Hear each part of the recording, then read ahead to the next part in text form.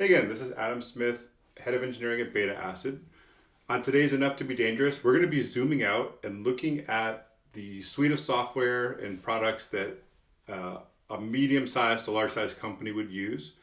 I think we're very focused as consumers on the website or the e-commerce app, or if you're inside of a company on the very narrow vertical set of tools that you use in your job. So we're just going to zoom out a little bit as kind of a first step and take a look at some of the products that would be used across the enterprise.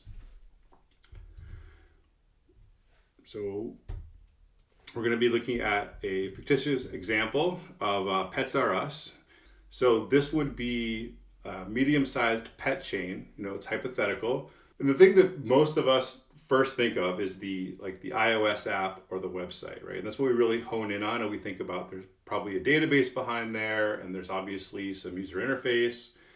And that is a really important part. That's the consumer touch point that drives a lot of brand loyalty and that we think of a lot.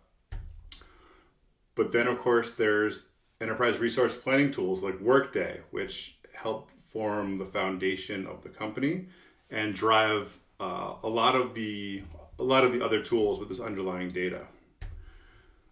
Then we have other tools like that HR might use that might interface somewhat with an ERP tool. Zenefits is a really popular one.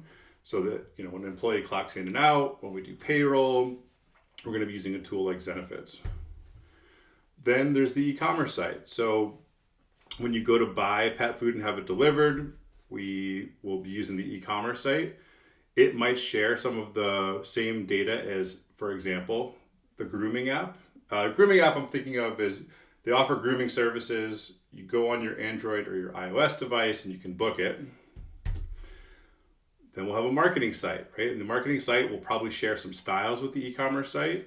You'll probably get to the e-commerce site from the marketing site, but there's a very good chance that they are different code bases. And we'll have a CRM tool. Salesforce obviously is a really popular one. Salesforce is probably going to integrate with your Zenefits and your Workday implementation. Up at the counter, you're going to have Square or a tool like it as a point of sale service. That's where you're going to be doing your purchasing.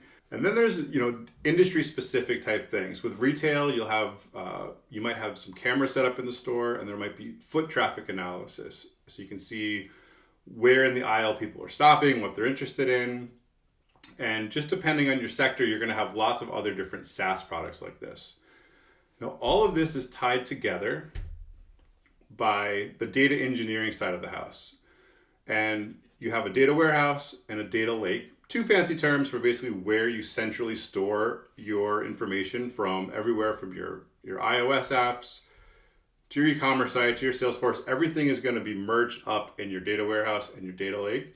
And these are all topics that we're going to be getting into in depth. Each one, we're going to be looking at different options for vendors, pros and cons, and how all of these pieces of the puzzle fit together in future episodes.